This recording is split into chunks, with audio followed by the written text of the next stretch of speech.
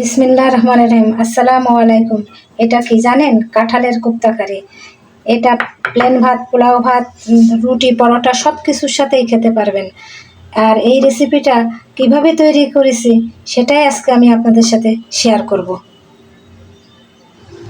এই যে আমার কাঁঠাল গাছ, না কাঁঠাল গাছ, এই যে পাড়তেছে কাঁঠাল। ছোট্ট একটা কাঁঠাল পেড়ে আপনাদের সাথে কোপ্তাকারি করে দেখাবো। এই গাছটা আমার কাটা পড়ে যাবে। এই যে পাশে যে গলি, বিল্ডিংয়ের গায়ে, এই জন্য পাইপ লাইন যাবে না, তাই কাটা পড়বে। দেখেন কত সুন্দর কাঁঠাল, ধরন্ত কাঁঠাল গাছ, কাটা পড়বে, খুব কষ্ট পাচ্ছি। এই যে আমি গাছ থেকে ছোট একটা কাঁঠাল পেড়ে নিয়ে এসেছি। এটাকে আমি কোপ্তাকারি করব, কাঁঠালের কোপ্তাকারি করে দেখাবো আপনাদের সাথে। এখন আমি এটাকে কেটে তারপরে আপনাদের সাথে কাটাটা শেয়ার করব। এই যে কেটে আমি ছিলে পরিষ্কার করে এই যে টুকরা টুকরা করে নিয়েছি। এরকম এত আমি অবশ্যই করব না, কিছু আমি হাফ সেদ্ধ করে ফ্রিজে রেখে দেবো। এখন আমি এটা প্রেশার কুকারে দিয়ে দেবো।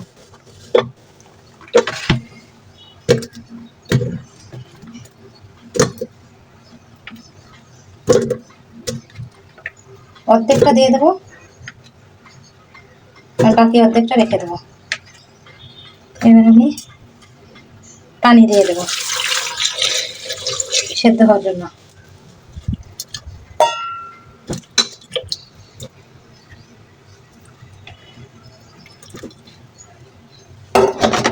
ঢাকনা দিয়ে ঢেকে দেবো।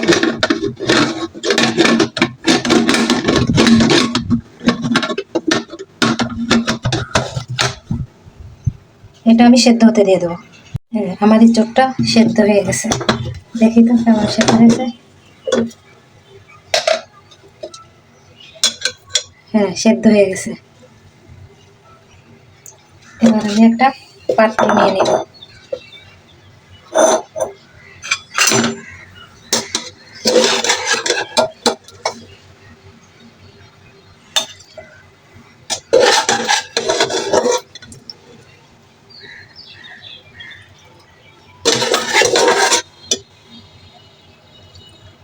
এখন আমি পরিমাণ মতো লবণ দিয়ে দেব,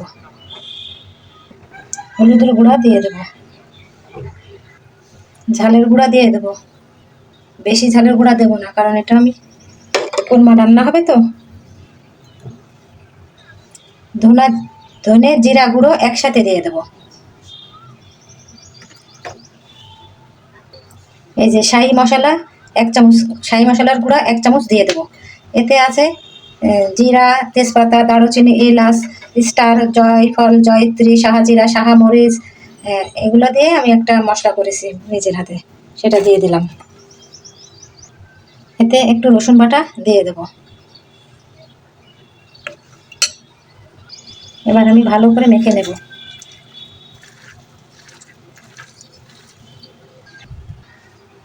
এই যে শক্ত শক্ত খোসাগুলো বের হয়ে গেছে। এই যে যখন এরকম এই যে চটকানোর সময় আপনার হাতে পাতবে, তখন এই যে এখন আমার নাই, আর হয়ে গেছে।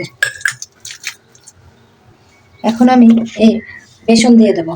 এটাকে একটু শক্ত করার জন্য বেসন দেবো, কিন্তু কাঁচা বেসনও দিতে পারবেন। আমি একটু ভেজে নিয়েছি বেসনটা, আমি একটু ভেজে নিয়েছি, কাঁচা বেসনও দেওয়া যাবে, সমস্যা নেই। বেসনটা ভেজে দিলে একটু স্বাদটা বেড়ে যায় আর কি।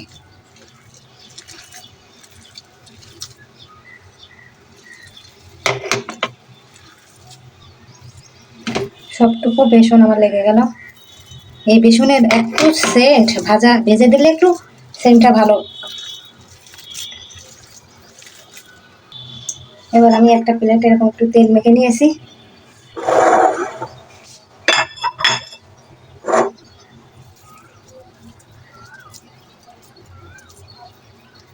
হাতে তেল মেখে এইভাবে, আপনারা ইচ্ছা করে 2 হাতও ব্যবহার করতে পারবেন, আমি 1 হাত দিয়েই করবো আর কি। এই যে ঠিকই আকারের করতে হবে, ঠিকই সাইজ করে ফেলবো।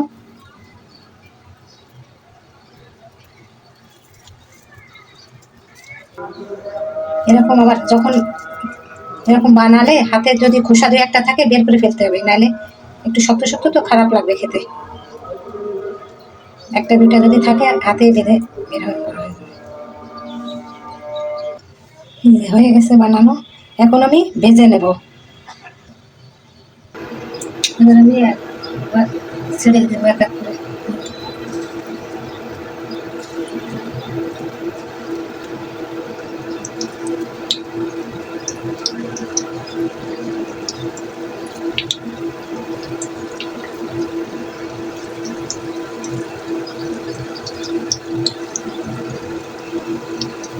এবার আমি এরকম একটা কাঁটা চামচ দিয়ে একটু উল্টাই দেবো।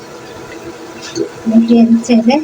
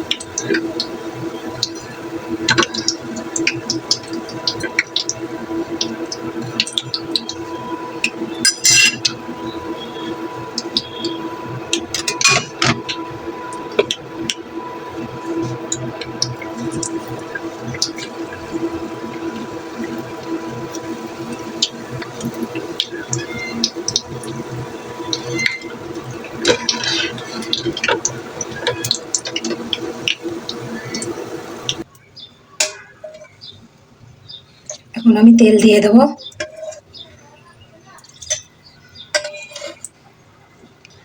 আর আমি পেঁয়াজ বাটা দেবো।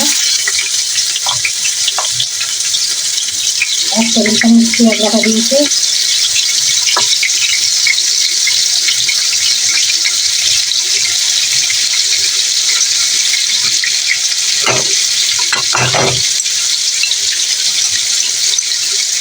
রসুন বাটা দেবো।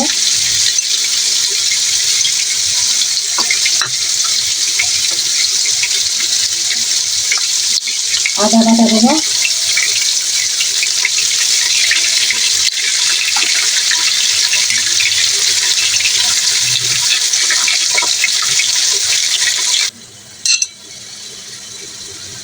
তিন টুকরা দারচিনি দেবো।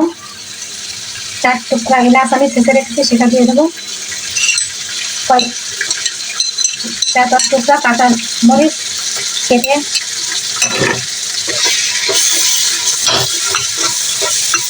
ভালো করে মশলাটাকে মিশিয়ে নেব। লবণ দিয়ে দেবো স্বাদ মতো।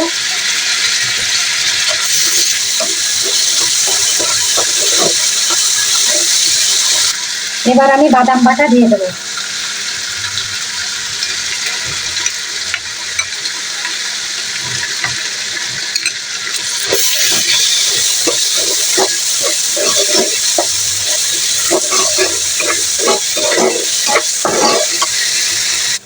বাদামটা আমার কষানো হয়ে গেছে। এখন আমি এখানে দই বানিয়েছি বাসায় কেমন করে, গুঁড়া দুধ আর লেবু দিয়েছি। দেখেন দই হয়ে গেছে, বাসার দই বানানো। আপনার দই কিনতে হবে না, গুঁড়া দুধ আর লেবু থাকলে। এই যে আমি এখন এটা দিয়ে দেবো, দুধটা দিয়ে দেবো।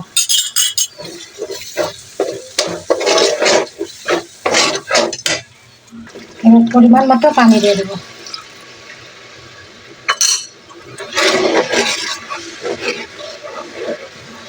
এবার ফুটে গেছে ঝোলটা। আমি এবার এগুলো ছেড়ে দেবো।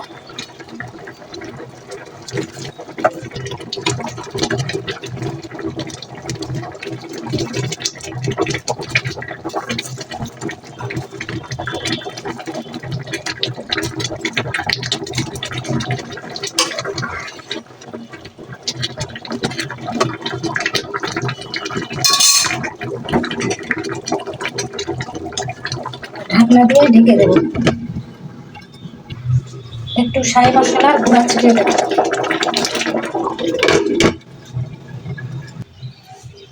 ঢাকনাটা আগলা করে দেবো।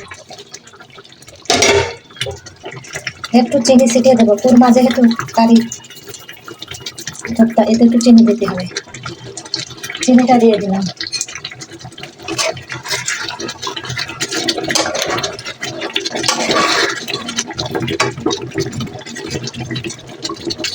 শাহি ফ্লেভারের জন্য একটু ঘি দিয়ে দিলাম, ঘি ছিটিয়ে দিলাম।